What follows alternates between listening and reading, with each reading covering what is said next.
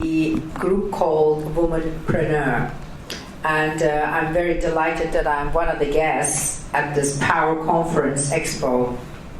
And I think, having lived in the Bahamas, and by choice I made it my country, I'm always very delighted with the young people in particular, that they outreach to make new changes, to creating businesses, and creating a life path filled with ambition, without any restraints, without any negatives, because all is possible. That is my motto. Nobody is above the law. And as long as there's breath and life in us, all is possible. So with that, I'm going to go right into the topic that I was asked to speak about. It is a very interesting topic because it actually speaks of creating an identity called the company, a business company, that one is to operate, to run a business in the Commonwealth of the Bahamas. First of all, let me just advise you by history. Company was created in the United Kingdom in a case Solomon and Solomon, where the court recognized that a company is a separate entity than an individual.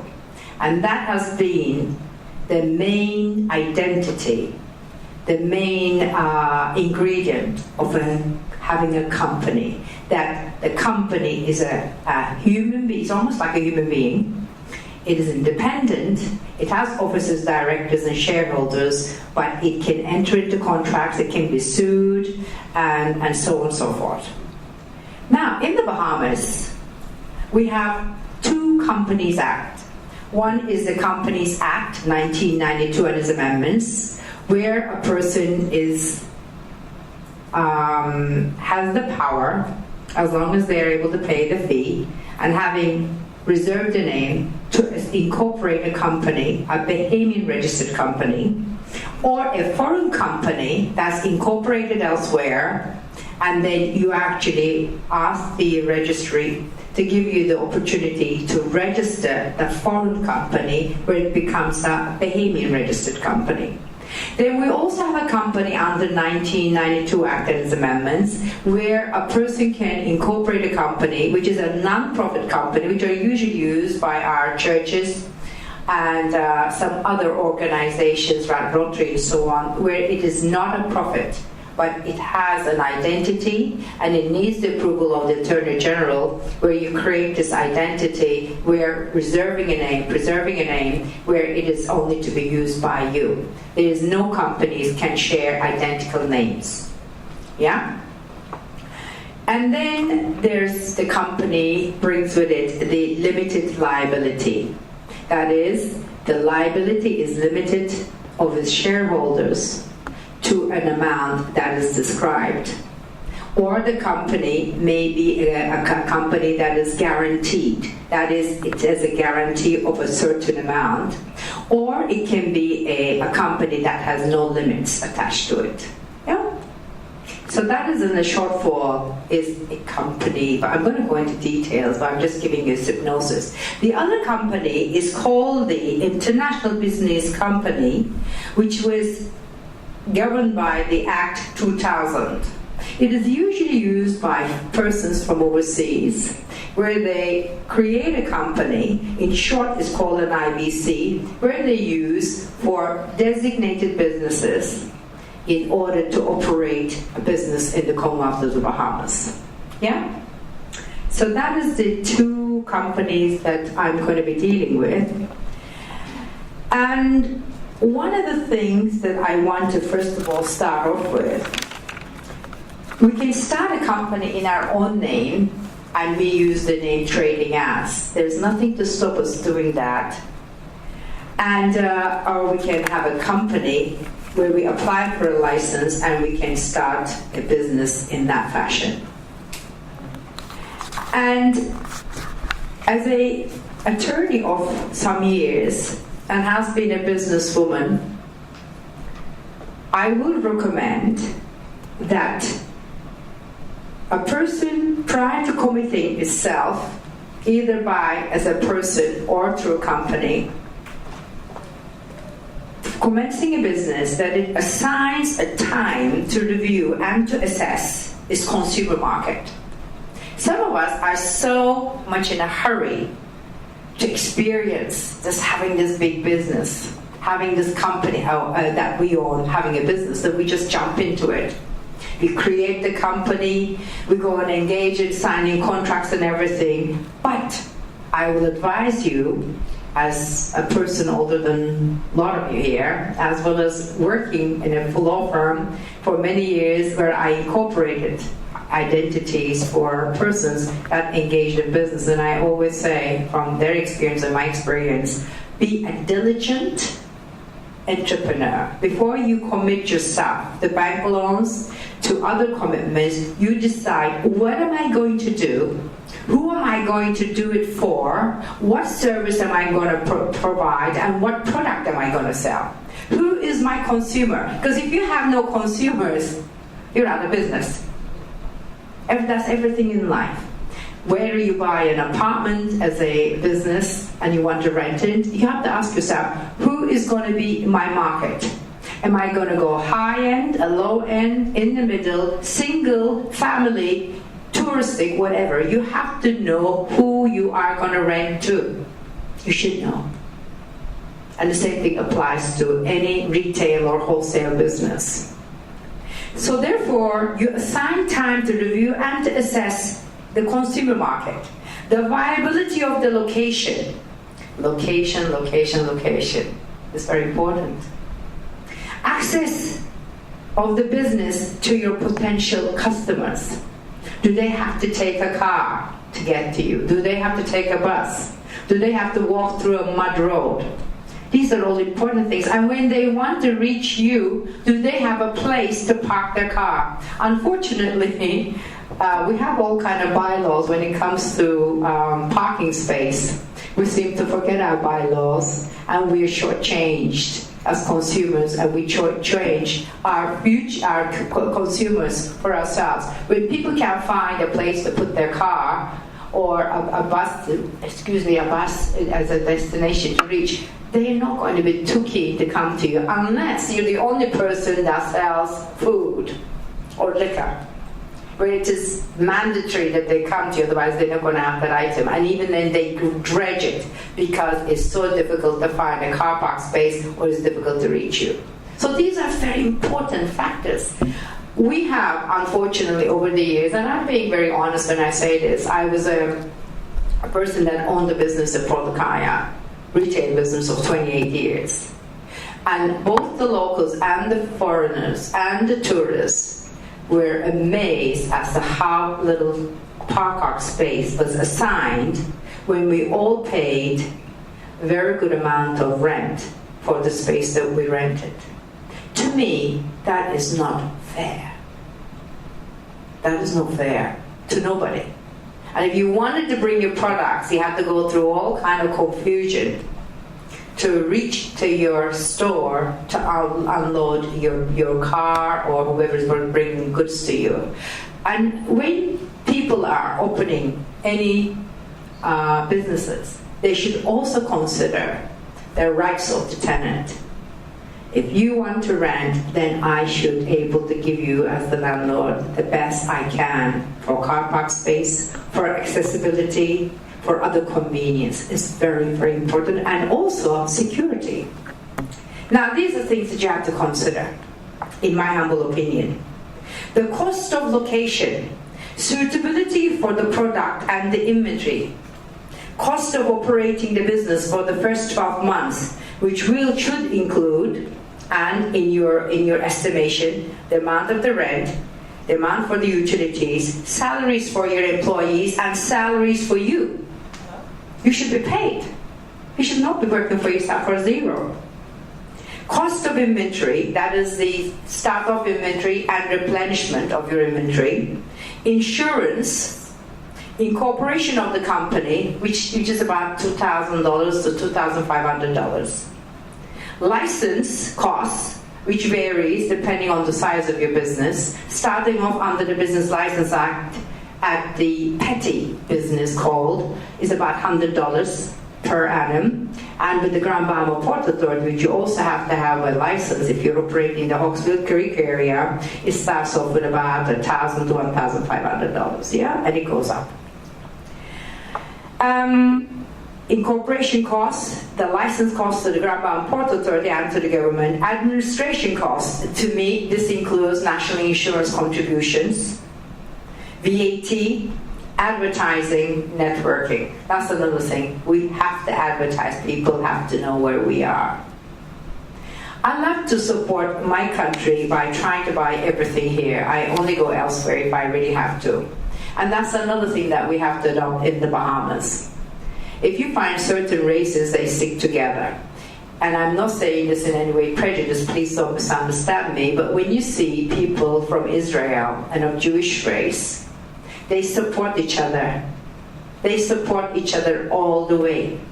They may not like each other, but when it comes to business, when it comes to being patriotic, you can't get any people so close to each other than they are. And also I sense the same thing with the people who are from Haiti. I see wherever they live, their place of residence, they will support each other, sometimes without a license, selling goods, and they will walk there, they will reach there, and they will spend whatever they can spend with their friend or their family. So therefore, they're looking after each other. Now, when it comes to the Bahamians, which I include myself in by choice, we don't do that. In fact, we're the worst people for each other. We stab each other in the back by talking bad about the product, telling other people, telling them not to go. I actually heard these things, and I'm saying, well, how could you do that to each other? If you can't say anything good, don't say anything at all. We have to support each other in our country. I know everything comes, majority of it from elsewhere, but whenever it comes, let's give the person who has, who has the business the first choice where we spend our money. The money has to circulate in our community. If it doesn't, that's why we are having a recession. It's a self-imposed recession too. Money has to circulate. Stay in our community rather than going all the time to United States, to Philippines, to Haiti, to the South Americas. Some of it has to stay here, if not all. Yeah? I've done economics. I'm glad I did. I understand demand, supply, equilibrium, and whatever you put into a glass, it fills it up. If you put nothing, you get nothing, and that's the way I look at it. We have to spend at home. We have to support each other. Now, having said all I need to say about before you start anything, before you put all your savings or go to the bank and take out a loan, you decide, what am I going to do? How much is it going to cost me? Is there a profit at the end of the day? If you see no profit, then wait. Or go and look at something else. Because having a business comes with responsibilities. You do not want to have a bad record with the banks, with the lenders, because it will stay with you for the rest of your life. And you don't want to go bankrupt either, because that makes it very difficult for you to obtain licenses and businesses in the future. Okay, now let's come to the company. The IBC and the company, Bahamian Registered Company, require, by their method of incorporation, articles of association and memorandum with authorized capital, right? Minimum of 2 directors, requiring 2 or more persons subscribing to its memorandum to incorporate the company. You usually go to an attorney who's competent to do this for you, and then they should really explain to you the different costs. Because there's an incorporation cost, thereafter you pay annual costs. If it's a Bahamian-owned registered company with 60% of the shares is Bahamian, you pay $350 annually to the company's registry. And then you pay approximately about $500 for the registered office. Each of the companies require an agent. In fact, with an IBC, it has to be a registered agent who's authorized to be an agent. Whereas with a Bahamian registered company and a law firm is usually sufficient. But with an IBC, it requires a special company or a person who has the right license to be the registered agent. Yeah. Now, your corporate files with your lawyer or with you should have the following. It should have a shareholders minutes. Each of the companies will require 2 shareholders minimum in order to be incorporated, right? And every annually there should be a shareholders mandatory minutes, which will confirming who is the president, the secretary, and the shareholders and so on. That's mandatory. It's information for the file. Directors minutes. Directors minutes also contains resolutions. Basically, directors are the 2 persons who will run and manage the company. They also have an onus on them to act with good faith and to do what is mandated to them by its articles and memorandum. That is, act within the jurisdiction of that company. It should have notices. Notices are usually given either internally for the company, to the shareholders or directors, or sometimes notices are given to the registry, company's registry, informing the registered address and the name of the company that is acting as a registered office. And when that changes, you provide a notice, yeah? And resignation of directors. Every time people resign, and that has to be actually documented, and new directors are replacing the old. So register of officers, that will be the president, the secretary, and the treasurer. A president cannot also be the secretary. It has to be 2 independent persons. Usually, all the documents relating to a company, relating to its assets, which are real estate, as it could be, it will require the signature of both the president as well as the secretary or the assistant secretary or the vice president. So it can't be the same person, both, yeah? So it should also have a copy of the register of shareholders. Each company will need a minimum of 2 nominee shareholders to hold the shares in the company. And they can be nominee shareholders, which means they're holding in trust for someone, yeah? Which will need a declaration to say that they're holding in trust. And these persons sometimes are not actually the shareholders, but they're acting on behalf. And when there's a change, then the persons will transfer the shares that they held to the next set of persons that are coming in, yeah? Or unless the shares are sold to the public, if it's a public company, or if it's a private company when there's a changeover of shareholders. Every company should have a certificate of incorporation, which is given to the IBC and the Bahamian registered company from the day that it is incorporated, after having filed its memorandum and articles and having paid the fee for being registered. There will be a certificate of incorporation which will have the name of the company, which will have a company's number, and it will have the year and the date. So that is basically the identity of the company. No company will have the same company number or the same name. And this is usually controlled, well, it's not usually, but it's controlled by the company's registry. Now, certificate of name of change. You have a right to change the name of a company. You will make an application to the registry as you did when you wanted to name the company. They will look to see if the name has been used by somebody else. If it has, then you will go to the next name that you will nominate. And you will do a change of the name after having obtained the permission of the company's registry.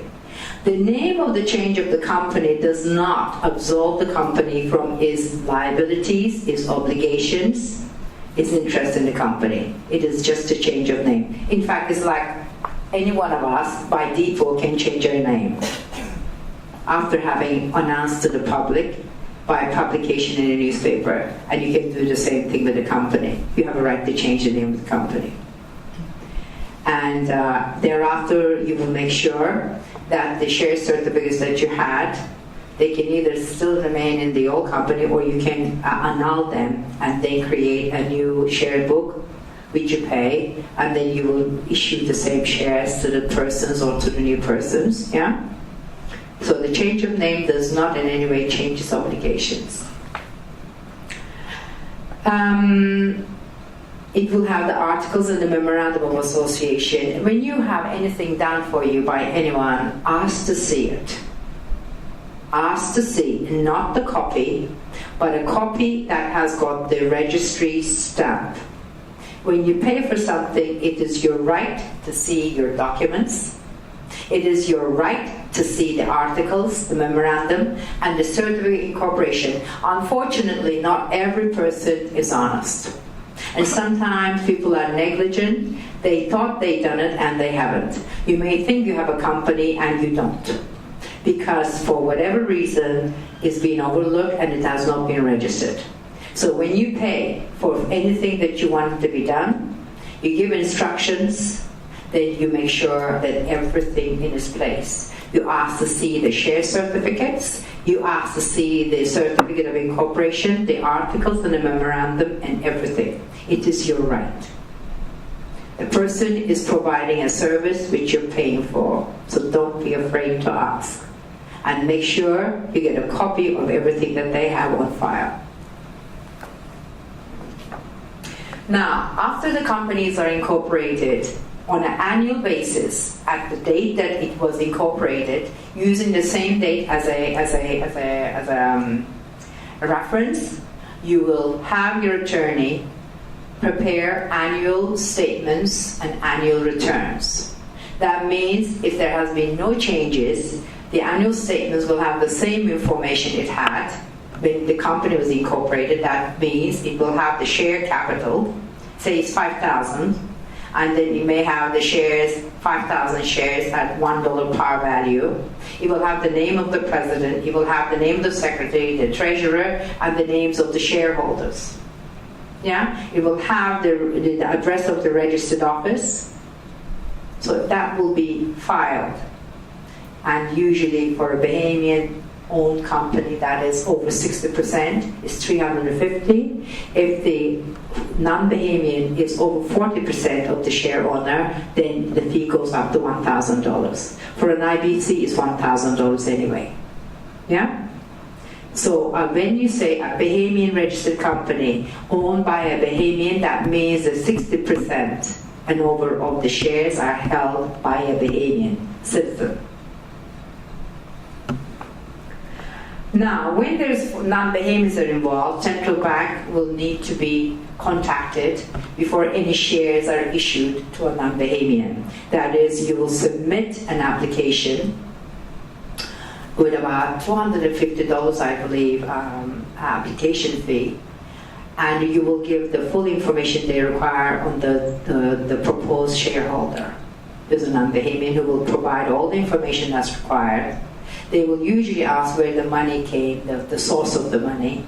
They will do a due diligence, and by asking for character references, bank references, and so on, before they give the company a registered identity and the shareholder the right to hold the amount of shares that it was applied for. Yeah?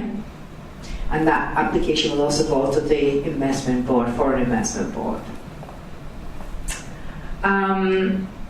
The company, if it has assets, will also should have an assets file containing copies or the originals of all the deeds belonging to the company. Yeah?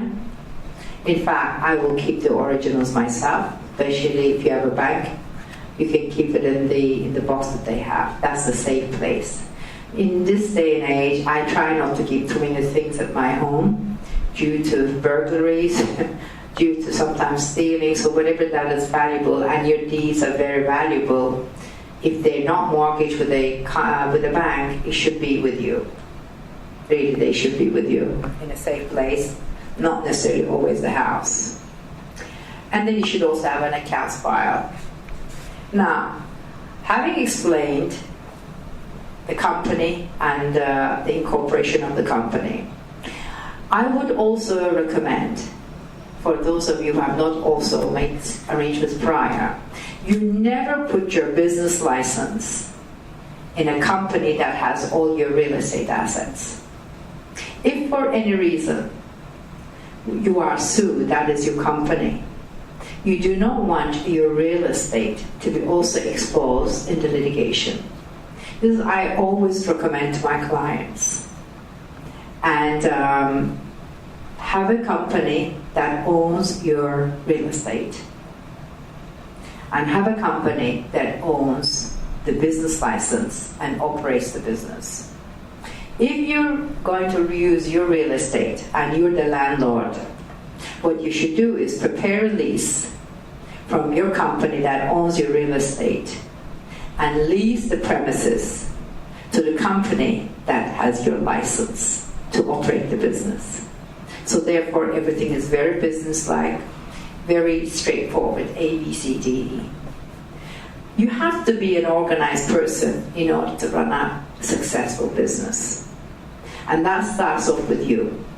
And then having a good, diligent attorney assisting you, having a good, diligent accountant assisting you, and also having the right product to sell, and having a right attitude, positive attitude to continue to grow with customers, and listening to them when they say, you know what, there's a new product.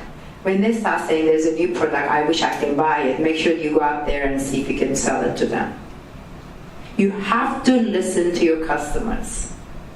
They are your best friend. I never forget, somebody said to me once, what is the most important people in your life? I said, my clients. They said, well, what about your children? What about your parents? I said, no. They're all looking at me to be a good daughter, to be a good mother. If it isn't for my clients who are paying me for the service I provide, I will not be able to sustain and be an independent financially. You have to put your priorities correct. So the most important person in your life, the most important thing that you can ever do for yourself is either working for a good company that has your heart, you will work with them, and vice versa. Or when you open your company, that is something that you really want to do, that you enjoy, because that's going to sustain the lifestyle that you want to enjoy. A lot of times people do not succeed, and I'm not saying that I'm good at everything I touch. It's because they do not really consider what is the most important thing they wanted to do. That is not like a chore that you enjoy getting up in the morning. Instead of saying, God, I'm going to work, you're saying, oh my God, I'm going to my clients and I'm going to my job and I'm going to have a fantastic time. That's one of the things I'm very grateful with my jobs. I always enjoy what I do, including going to the bench and acting behind the bench and sending sometimes, unfortunately, people to jail because they were found guilty. But you have to find your niche. Your friend may have a business. Don't get jealous over it. Or don't say, I wish I had it. Because you may not be the person, by character, by other means, the person having such a business. You have to have the character, you have to have the patience, you have to have the love in your heart to be successful in what you do. And sometimes you're just successful being an employee.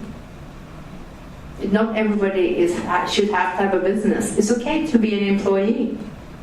It's okay. Because you have no stress. Someone else is having a stress, having enough turnover to pay the employees. That's another thing. When you're in charge of your business, you have to make money to pay all your obligations, which includes paying the bank, including the principal and the interest.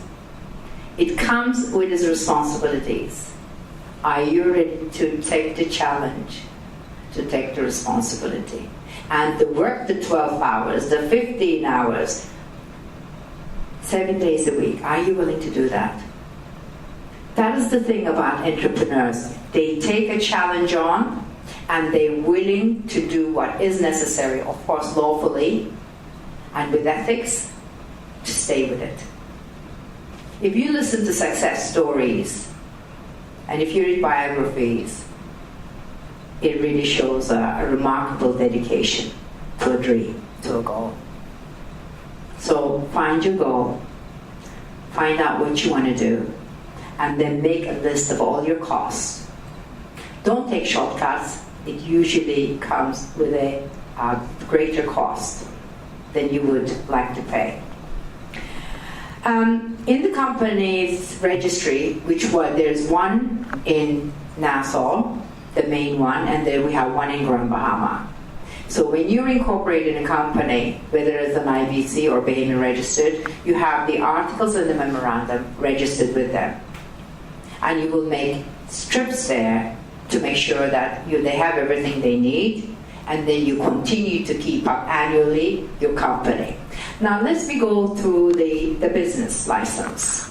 As we all know, in the island of Grand Bahama, we have a very unique position that started in 1955 under the Hawkesbury Creek Agreement, where the government of our country at the time said, we want to have a developer who's interested in creating a tax haven without any duty, without any customs duties, without any taxation.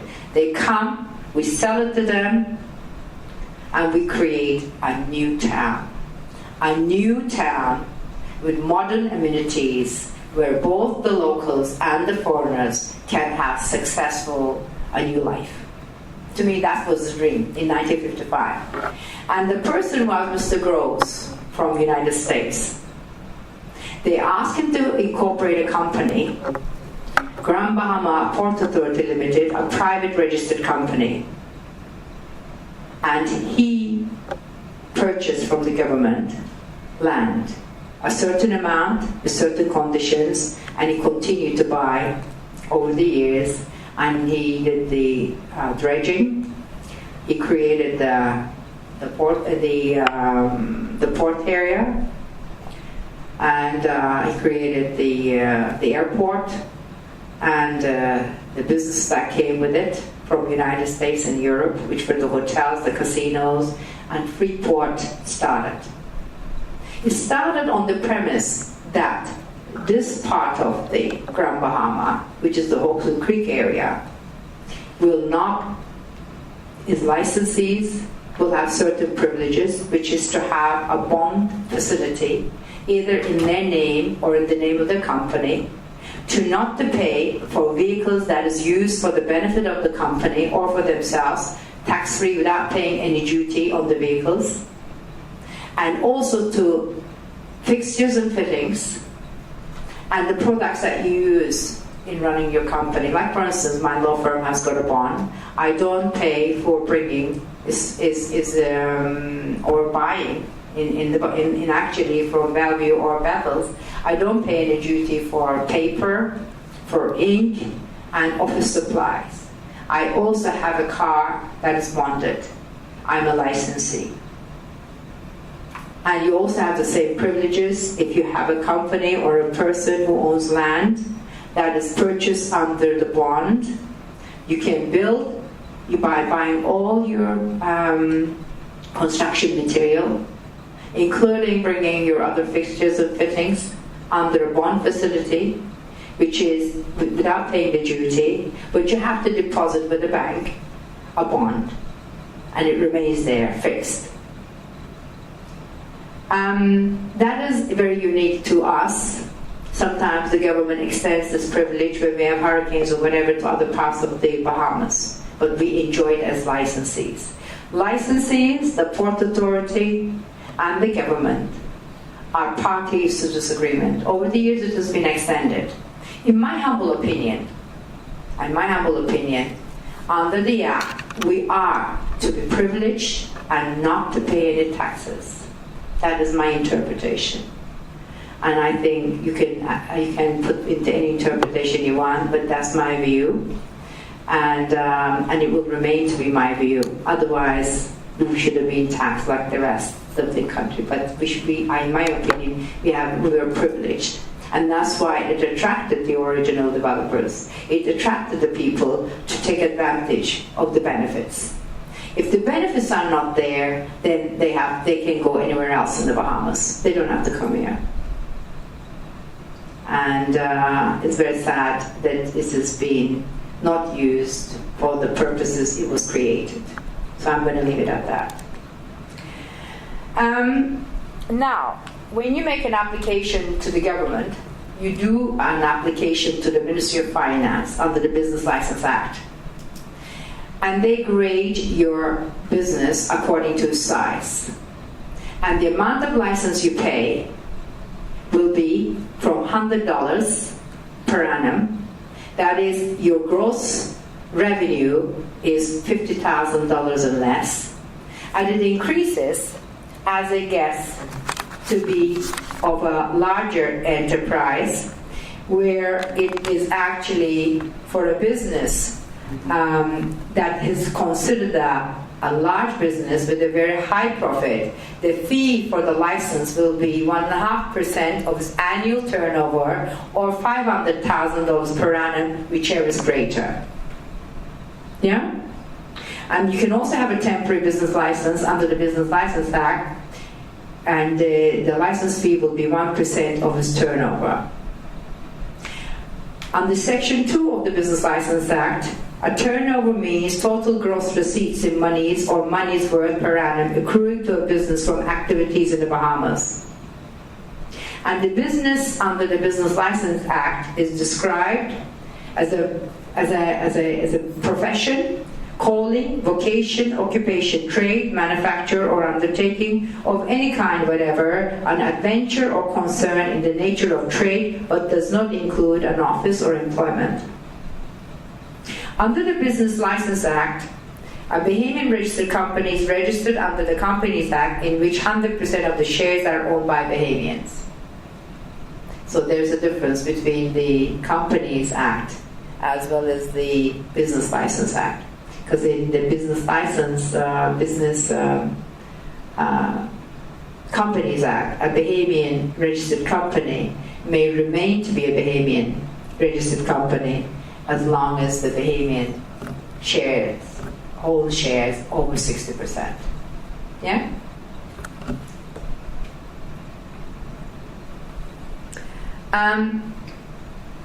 Then we also make an application to the Grand Bahama Port Authority for a business license. That is the businesses that want to operate within the Holsville Creek area. So you make 2 applications. And they have their requirements. You fill out a form, which is non-refundable. So if I was to advise you where you can save money, what to do is give them a friendly call before you fill out any forms and give non-refundable deposits, and just run the business that you want to operate, whether they will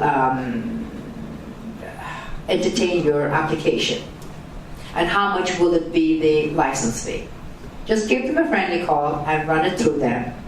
At least find out that when you do submit your application, your fee will not be wasted.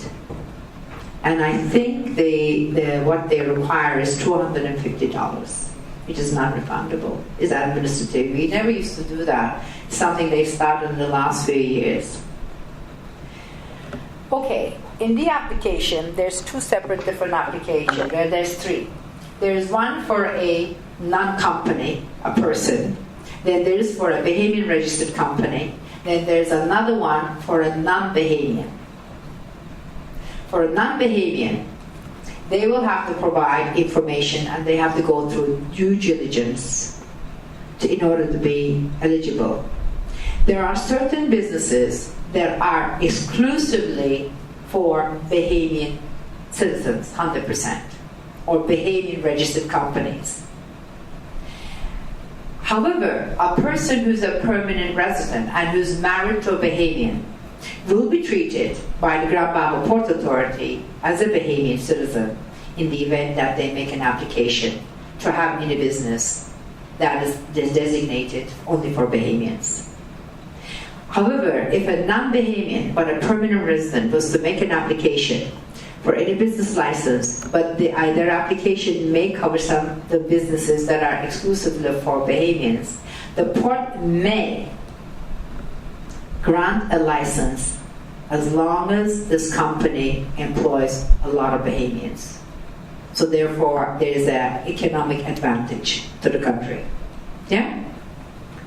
And whichever company or whichever designation you're going to go, they will give you a separate application form. They will give you a separate application form. If it is a company, you will have to provide to them certificate of good standing for your company, the corporate copies of the memorandum and articles. You have to provide an updated information. You have to give them character references and bank references. Yeah? And before the property that the business is going to operate from is approved, they will find to see if it complies with business zoning, because as you all know, we are zoned here in Freeport, Grand Bahama. There's zoning for residential, there's zoning for multi-purpose, there's zoning for industrial, and there's zoning for commercial. So they will require a letter from the landlord. Even if you're the landlord, like I said, please put your real estate assets in one identity, and your business license, the one that you're going to operate your business, is another. So they will require a letter from your company that may be the landlord. So you will prepare a letter confirming either in letter form that the place has been rented for business and the term, or you will do a lease agreement for your tenant, and the tenant will take that to the Port Authority. I find that dealing with them over the years, because I like her very much, and maybe I'm a little bit prejudiced this, but Ms. Colebrook has been there for some years, and I find her to be very diligent and very helpful, and she gives excellent service and good advice, so I'm very happy. I don't know if I covered everything that you wanted to know. Oh, by the way, with a limited liability company, you have to put either the word limited in spelling or the abbreviation LTD. Okay? They will require that. And they will not also approve any names that contain obscene or scandalous names. And anything that has been already designated and given to another company, the name company, will not be repeated. So until you find the right name, they usually require about three alternate names, so when you make it an application. Yeah? Your share book should have the name of the company and properly spelled out and written. And you should also have a stamp, which is like the passport of the company, the seal. So every document that you sign should be supported by a resolution of the directors, and it should have the president's signature and the secretary, and it should have the seal of the company. If you're a shareholder with others, you have rights. So don't let anyone browbeat you and saying that you're a minority shareholder. And if you are not getting the proper information, the proper accounting, and you've done all you can take them to court and ask the court to order them to give you all the information that you need. Yeah? At the end of the day, you're in charge of your finances, your life, so make sure that you're also well kept of the knowledge that you need to know, and you have a right to know. Yeah? And always ask whoever that is working for you, whether it's the bank, the accountant, or the doctor, the accountant, to provide all the information, and you should have copies of everything. It is your right. You paid for it. So that's my presentation. I hope you have not fallen asleep. You found it interesting. And if you need any more information, I do through the Grand Bahama Chamber of Commerce by appointment on Mondays, presentation on the business, presentation on the Companies Act, and I will do my best to assist anyone, because I believe when you give a helping hand, God always gives us back with His blessings. Thank you very much. Have a very pleasant day. Question? If I can answer the questions, yes. Yes, ma'am. You started to talk about individual businesses. Can you go into a little bit more detail with that? That is the names, that the businesses that are in the name as trading as, without the company. My question is, with most of the businesses that are here, some of them, or maybe all of them, may be home-based, and you may have a permit to operate, but it's difficult in getting a license if you're home-based. Is there any way that you can be incorporated through the Bahamas government to keep your name of your company or business that you want, even though you may not have a place or whatever you're working for? Yes, I don't know if you, I talked of zoning. In the Hawksbill Creek area, which is Lukai and Freeport, where the port has the right to be the developer by the Hawksbill Creek Agreement and has the right to grant licenses. They do not give any licenses to residences. It has to be a designated area where it is industrial or commercial.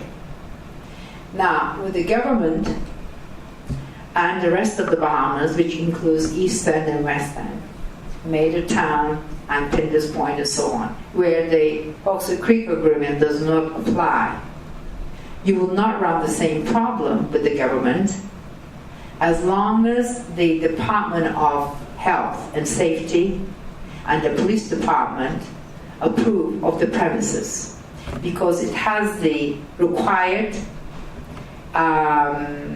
for instance, toilets, facilities, that it is suitable for the business that you want to have, especially in the food business. They're very particular, which I'm glad, because it's important that there's proper sanitation and facilities. In fact, they even gone further and they want to see some certificates and so on. So to answer your question, in the Hawksbill Creek area, there's no shortcuts to what you're asking. There are businesses that are run illegally, and I don't know why they allow some people to run it illegally, and for the rest of us not having the same privilege. But if you want to, I would recommend that you operate from a place where you have legal rights to do so, especially if you want to advertise and you want to deal with the public. Does that help you? Second part to the question was being incorporated. Can you do that through the government even though you may be home-based? Like you say, it can be done easily. Having a company is not a problem. It's the company is a person. You know, it's treated as a person. Again, with the government, you will still have to go through an application. You will have to be approved for the place that you want to run your business. Having a government license in a residential area in Grand Bahama, I don't think will take place. I think they also give respect to the fact that Grand Bahama Port Authority Limited will only give licenses to businesses that have locations in the commercial sector of the Hawksbill Creek area. There are certain professions that are exempt. One of them are doctors. They can run actually clinics, unless that has been amended, and I don't think so. They can run their medical business from their home. So I know of doctors, but I don't think of others. But I know there are certain places in Bass Lane and Hearns Lane, or whatever the names, that they sell liquor, they sell Pampers. In fact, they sell just about everything. I don't know what else they sell, but I think they sell everything. That's all I'm going to say. Now, I don't think you want to do that. And I know it's expensive when you're starting off. Maybe what you can do is, I think there's enough locations if you may just go outside of the Hawksbill Creek area. There are places, I think, in Williamstown you can look at, Major Town you can look at, Pinders Point you can look at, Lucy Yard. Hawksbill Creek area and Hawksbill is another area. They're near enough the town of Lukai and Freeport. That's all I can advise you. Yeah? Have you considered that? Yes. And we'll go ahead with that. 8 Mile area. 8 Mile? Okay. There's nothing wrong with 8 Mile. Yes, ma'am. Okay, she talked about home-based business, but does the act refer or make any reference to information-based business where you are your business, like, okay, if she's selling products, but basically what if you are something like a business coach, where basically your business is your services you give. Is it required for you to still have a place even though you are your, like, literally you are your business? You don't need no overhead expense. You go when you coach and you just do that. What you're saying is you go to other places to coach. Exactly. You go to schools, you go to other people's location, Exactly. business locations where you need an office. You know what? A lot of people run, both Bahamian and non-Bahamian. They run their businesses through the internet. They advertise. Exactly. They communicate, they do this, they do that. In my humble opinion, the Port Authority may have a different interpretation, but I don't see anything wrong with that. Because you're not opening your door to the public, you're just using your facility to reach to the public, which is your computer. And to me, there's nothing wrong with that. So they would still compare that to if someone's selling. But in order for you to get a license, now let's just get real with this. In order for you to get a license from the Port Authority, even from the government, they're going to ask for a letter from a landlord. Now, if you come to my house, say for instance, and say, Ms. Johnson, can you be my landlord? Can I give you can you give me a letter of reference? I cannot give my home number, address, as a landlord, as a reference to you. Do you understand? Because they're going to come and both of them going to inspect. So when you apply for a license, if you're working now without a license, is one thing. But if you apply for a license, in order to get your license agreement, they're going to look for a letter from a landlord, and that landlord has to give an address that is designated for commercial. If it is in the Oxford Creek area, if it's outside the Oxford Creek area, you can get a letter from anybody. As long as that location is passed by the health department and the police. Does that answer? Does that help you? It does. It does. I don't agree with it, but it does. Another thing you could do, go online, look at the Business License Act, and look at the Grand Bahama Port Authority. They also have their bylaws and how you apply for a license and all that, and read it for yourself. When you are educated, it gives you power. Knowledge is power. So learn it for yourself. And if you can't get through it with all the jargon, then you can ask for someone's assistance. But there are a lot of businesses are run from people's homes. Not stuff sold to the public, but information. Information-related businesses are run from homes. Like, I understand that there's some people are actually doing business transactions with financing. Selling, doing the stock market. So if you're not running a private bank or a public bank, then you can, I think, do it from your home.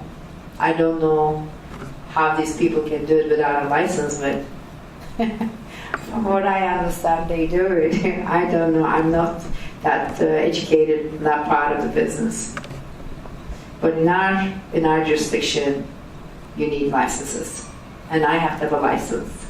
For me to operate as an attorney, I have to have a law firm, and it would have to be approved. And I opened it 15 years ago, so I did not try to bypass it, because at the end of the day, you have to go by the law if you're standing yourself as a law-abiding citizen. But if you can do your business from where you are, and you can get a letter from somebody, maybe you can run your business from Williamstown, if you know somebody who has an address.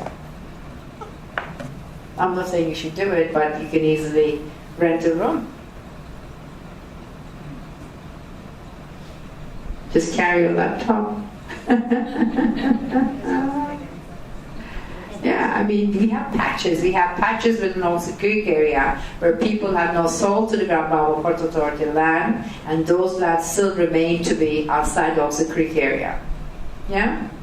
So any of those addresses, you will only need a license from the government. You don't need a license from the port. But if you're dealing with other licensees of the Grand Bahama Port Authority and they ask for your certificate and all the rest of it, then you have to do something about it. Anything else?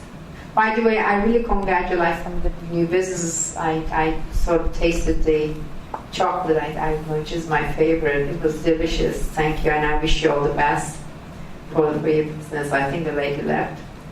And the soap and some other stuff. And the organizers of this forum is fantastic. I'm so pleased. I'm so pleased. I think it's time that we look at ourselves to see what we can do, rather than looking at other people to help us. It begins with us. We have to help ourselves. And we can do it. We can do it. There's no such thing as I can't. Thank you so much.